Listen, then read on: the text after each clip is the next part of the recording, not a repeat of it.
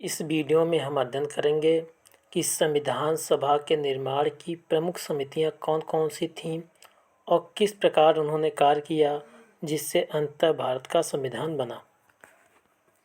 तो भारत के संविधान सभा के निर्माण की जो समितियां थीं उसमें 8 बड़ी समितियां थीं और अन्य समितियां छोटी समितियां थीं।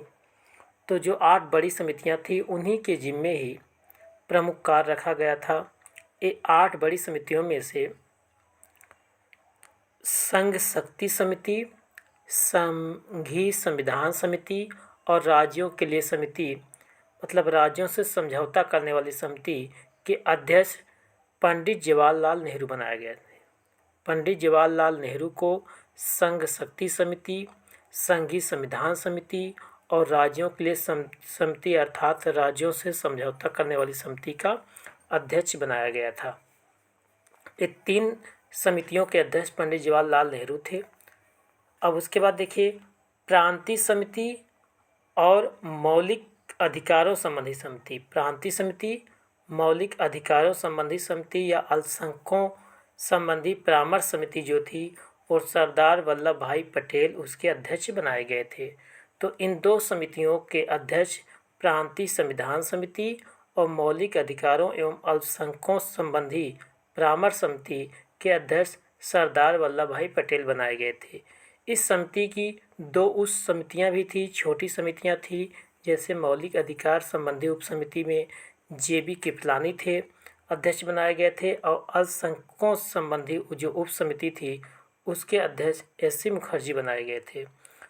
छठी समिति जो बहुत ही महत्वपूर्ण समिति थी, जो संविधान सभा के प्रारूप जिसने बनाने का काम किया था वो प्रारूप समिति थी और जिसके अध्यक्ष जो थे डॉक्टर BR अम्बेडकर बनाए गए थे। प्रारूप समिति के अध्यक्ष जो थे डॉक्टर BR अम्बेडकर बनाए गए थे।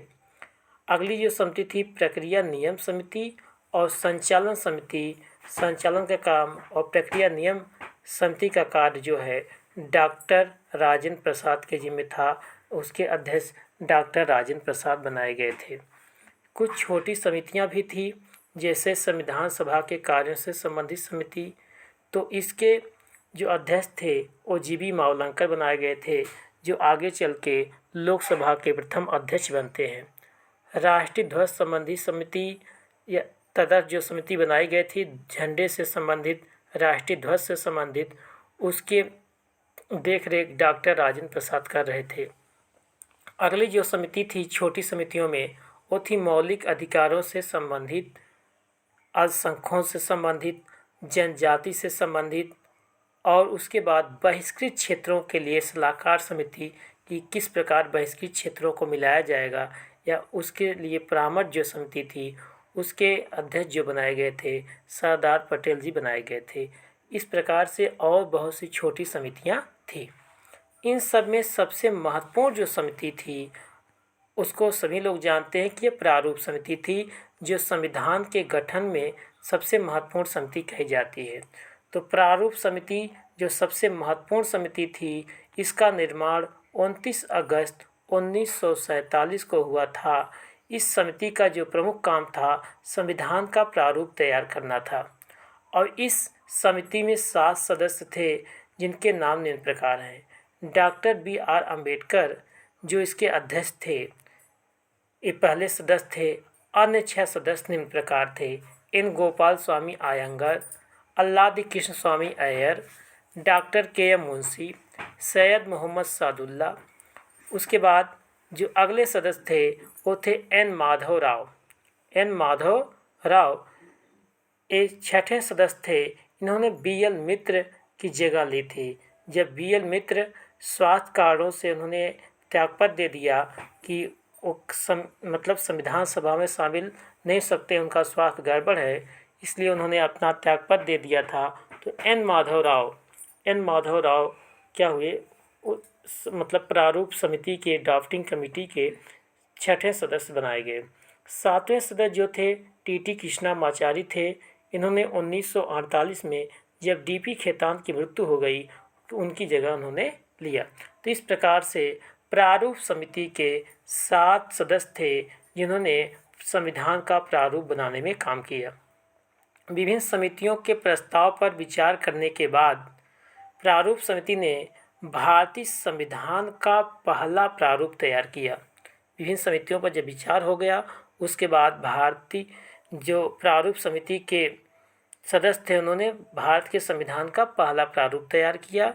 इसे उन्होंने फरवरी 1948 में प्रकाशित करवाया जनता के लिए, कि जो जनता है उसको उस पर विचार विमर्श करे, उसमें संशोधन के लिए प्रस्ताव दे। तो भारत के लोगों ने इस प्रारूप पर चर्चा करने के लिए और उनसे संशोधन करने का प्रस्ताव देने के लिए 8 महीने का समय दिया गया, कि 8 महीने में भारत के लोग देखेंगे इस प्रारूप को, उसमें क्या संशोधन करना है, क्या सुधार करना है, अपना सुझाव देंगे। इसके लिए 8 महीने का समय दिया गया। लोगों की शिकायतों और सुझावों को मिलने के बाद, जब लोगों की शिकायतें और सुझाव मिल गए, आलोचनाएं मिल गई, तो उसको ध्यान में रखकर प्रारूप समिति ने दूसरा प्रारूप तैयार किया, जिसे अक्टूबर 1948 में प्रकाशित किया गया। दूसरा प्रारूप अक्टूबर 1948 में तैयार किया जाता है और समिति के सदस्यों ने इसको तैयार करने में 6 महीने से कम समय लिया। 6 महीने से भी कम समय लिया समिति के सदस्यों ने इसे तैयार करने में। इसके बाद देखिए संविधान का प्रभाव में आया। संविधान प्रभाव में काम आया, इसके लिए देखेंगे डॉक्टर B.R. अम्बेडकर ने 4 नवंबर को जो है 1948 को संविधान का अंतिम प्रारूप पेश किया था।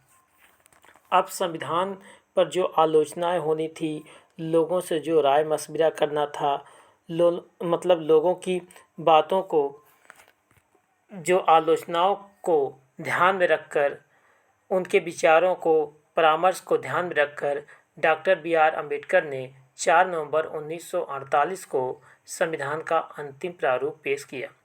इस बार पहली बार जो है संविधान को पढ़ा गया और इसमें 5 दिन लगा। कितना दिन लगा? 5 दिन में पहली बार संविधान को पढ़ा गया और 9 नवंबर 1948 तक इस पर चर्चा हुई। 5 दिन तक इस पर चर्चा हुई। जो 4 नवंबर 1948 को अंतिम रूप से प्रारूप पेश किया गया था, वो 9 नवंबर 1948 तक इस पर चर्चा हुई। संविधान पर दूसरी बार जब बहस या चर्चा प्रारंभ हुआ तो वो डेट था 15 नवंबर 1948। दूसरी बार 15 नवंबर 1948 से विचार होना प्रारंभ हुआ। इसमें संविधान पर खंडवार हर एक खंड पर विचार विमर्श किया गया।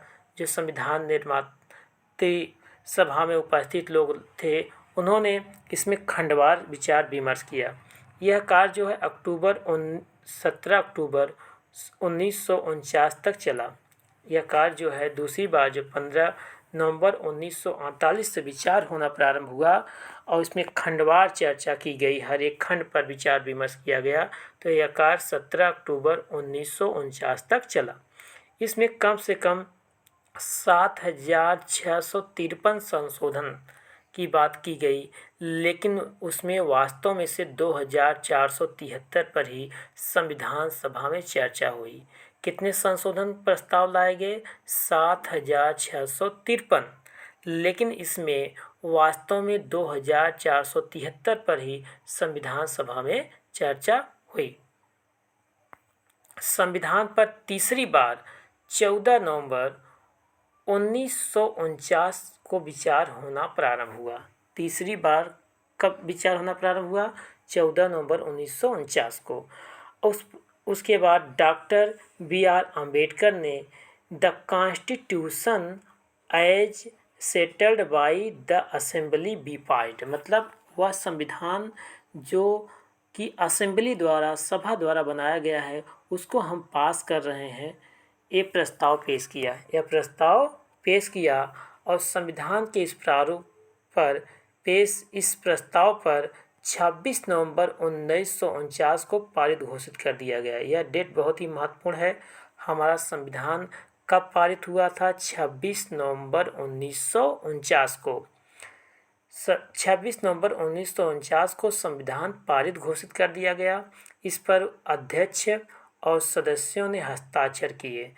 पूरे सदस्यों की संख्या 299 थी, लेकिन उस दिन केवल 284 सदस्य उपस्थित थे जिन्होंने संविधान पर हस्ताक्षर किए।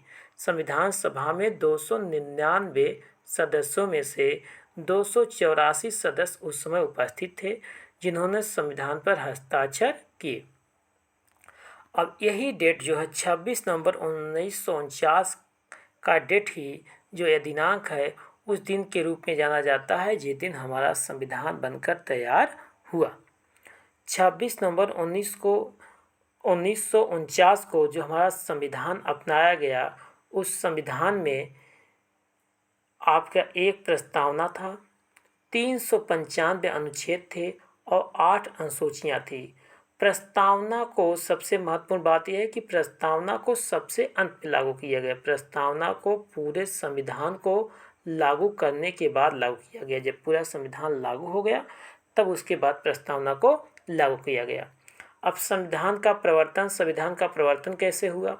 26 नवंबर 1949 को 15 अनुच्छेद जैसे नागरिकता हुआ, 5, 6, 7, 8, 9 से संबंधित, चुनाव हुआ 324 से संबंधित, तदर्थ संसद हुआ आपका 60 से संबंधित, अस्थायी एवं परिवर्तनशील जो ये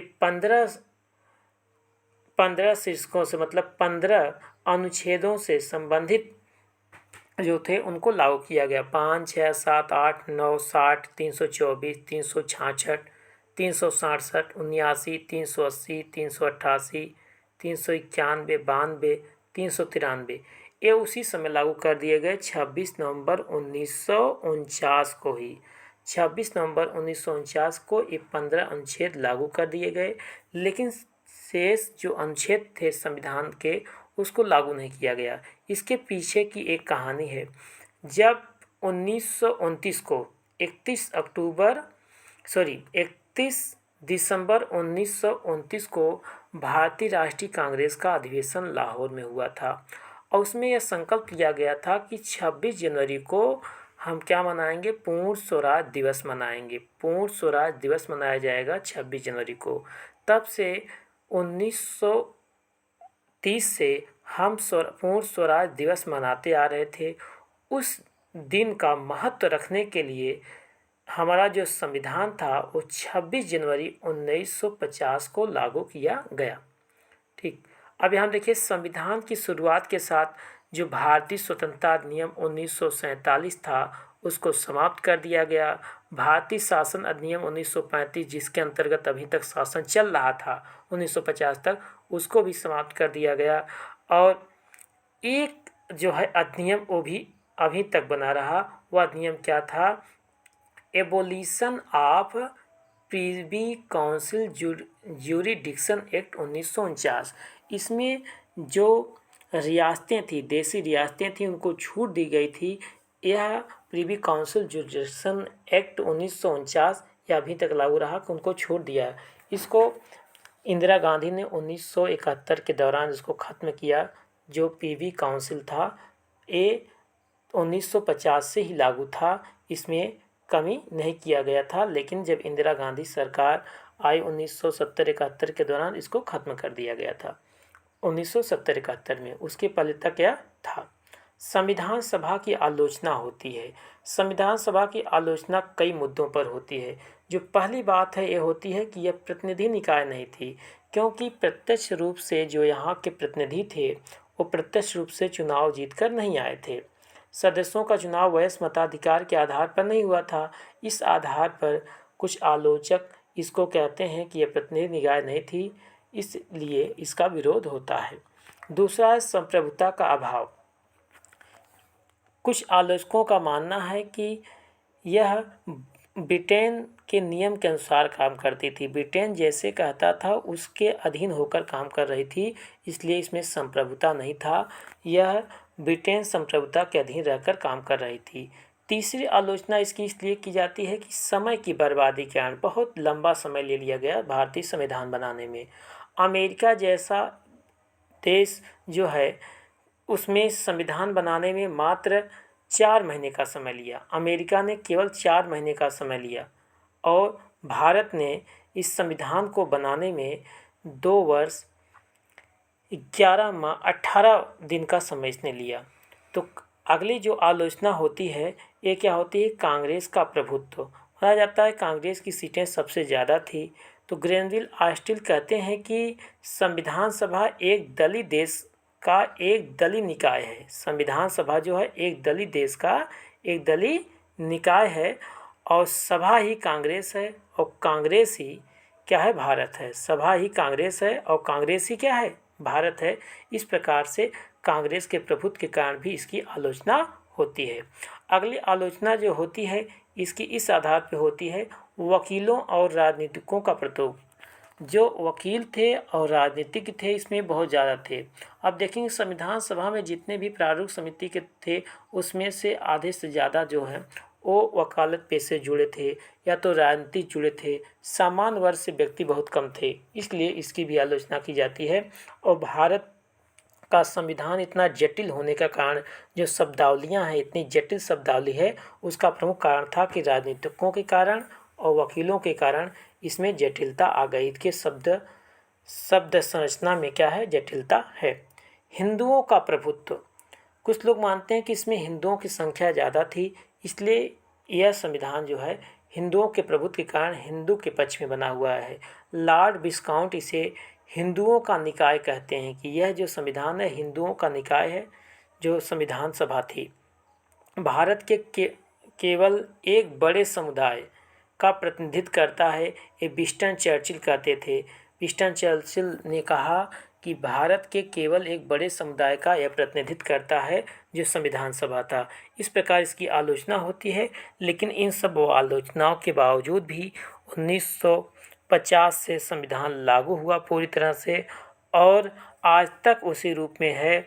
उसमें जो संशोधन हुए हैं वह समय समय के में जो आवश्यकता थी उन आवश्यकताओं के अनुरूप हुए हैं, लेकिन हमारा संविधान आज भी उसी तरह बना हुआ है। इन आलोचनाओं के बावजूद भी संविधान सही तरीके से काम कर रहा है और भारत के लोगों का विश्वास आज भी संविधान में उचित प्रकार से बना हुआ है।